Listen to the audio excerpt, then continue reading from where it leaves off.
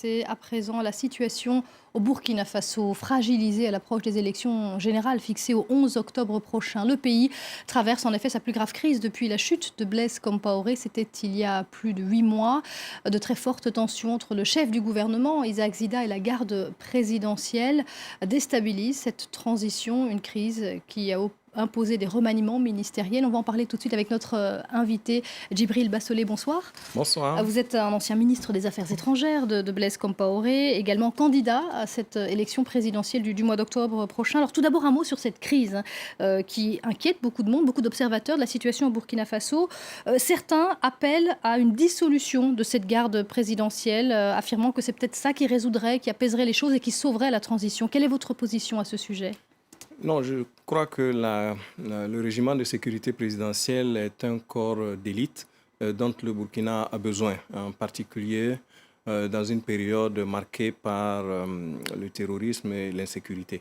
Alors maintenant, il y a une tension, une crise à répétition entre le RSP et le lieutenant-colonel Zida.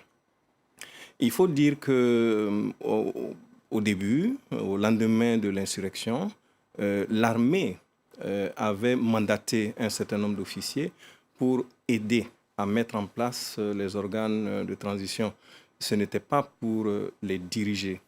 Le lieutenant-colonel Zida, en accord avec un certain nombre de partis politiques et d'organisations de la société civile, s'est mis en tête de l'exécutif de la transition avec justement l'agenda de démanteler complètement le régiment de sécurité présidentielle. C'est ce qui crée ces tensions C'est ce qui extrêmes crée en cette ce moment. tension. Je pense que nous n'en avions pas vraiment besoin. Mais est-ce qu'il ne faut pas réformer toutefois ce corps? Et est-ce qu'en ciblant Isaac Zida, est-ce que ce n'est pas toute la transition aussi qui est visée? Je ne crois pas. Moi, je pense que ce qui est important ici, c'est de sauvegarder la cohésion au sein des forces armées nationales et surtout que cette fois-ci, le régiment de sécurité présidentielle et l'ensemble des officiers du commandement ont souhaité, ont même exigé que les militaires puissent quitter les organes de transition. C'est peut-être parce que la prestation des militaires qui ont été délégués n'est pas du tout conforme à l'esprit qui avait été assigné à leur mission, en tout cas au début. Alors, une autre actualité au Burkina Faso, c'est cette annonce, la mise en accusation de l'ancien président Blaise Compaoré, mais aussi des membres de son gouvernement de l'époque, c'est-à-dire que ça vous concerne également. Mise en accusation, il devra comparaître devant la Haute Cour de justice pour haute trahison et attentat à la Constitution. Quelle est votre réaction à la suite de cette décision, ce vote des députés ? Non, si c'est vraiment l'attentat à la Constitution, je pense que pour la substance, il n'y a vraiment pas de quoi accuser le président Compaoré et l'ensemble de ses ministres d'avoir commis un crime ou d'avoir tenté de commettre un crime.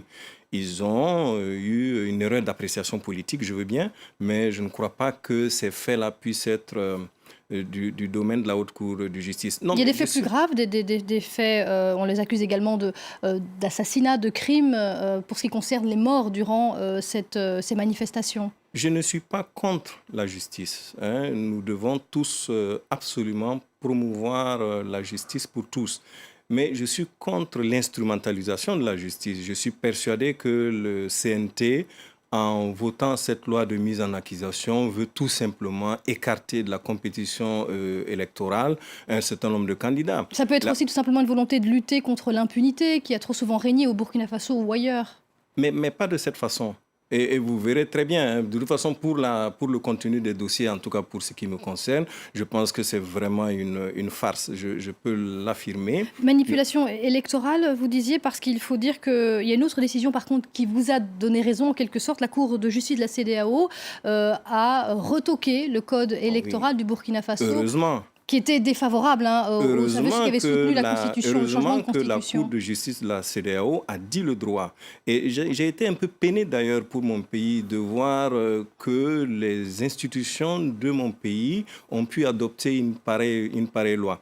La CEDEAO a rétabli le droit et l'ordre Et le CNT persiste à vouloir exclure par cette procédure de mise en accusation. Mais je pense que les institutions du pays, en particulier la Cour constitutionnelle, diront le droit. Et pour ce qui me concerne, moi, je continuerai, n'est-ce pas, la campagne pour ma candidature. Vous êtes toujours candidat à la présidentielle. Vous n'avez pas l'impression qu'une page a été tournée, que c'est peut-être d'autres personnes qui doivent diriger ce pays? Que les Burkinabés le décident, je n'ai aucun problème. Mais que nous puissions tous nous présenter devant les Burkinabés. Je pense d'ailleurs que ce phénomène d'exclusion, ce phénomène de marginalisation est un danger pour l'avenir du pays et pour sa stabilité. Nous suivrons en tout cas la situation de très près à France 24 au Burkina Faso, qui est donc à 3 mois de ce scrutin. Merci beaucoup Djibril Bassolé d'être venu dans le journal de l'Afrique. Il trépigne.